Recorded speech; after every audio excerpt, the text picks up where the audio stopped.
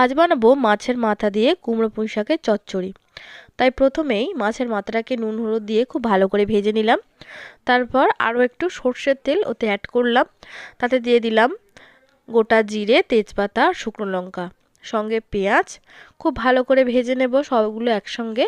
তারপর আলু আর কুমড়ো দিয়ে খুব ভালো করে ভেজে নেওয়ার পর পুঁই শাকটা দিয়ে দেব। পুঁই শাকটা দিয়েও খুব ভালো করে ভাজা ভাজা করে নেড়ে নেব। তারপর দিয়ে দেব নুন, দিয়ে ঢাকা দিয়ে এটাকে সেদ্ধ হতে দেব। ঢাকাটা খুলে নিয়েছি, সব কিছু খুব ভালোভাবে সিদ্ধ হয়ে গেছে। এবার দিয়ে দেব হলুদ। এবার একটু নেড়ে চেড়ে দিয়ে দেব স্বাদ মতো চিনি। চিনিটা অপশনাল, আপনারা চাইলে দিতেও পারেন, নাও দিতে পারেন, তবে চিনিটা দিলে এই তরকারির স্বাদটা কিন্তু একটু অন্যরকম হয়, আর এই তরকারিটা একটু মিষ্টি মিষ্টি খেতে ভালো লাগে।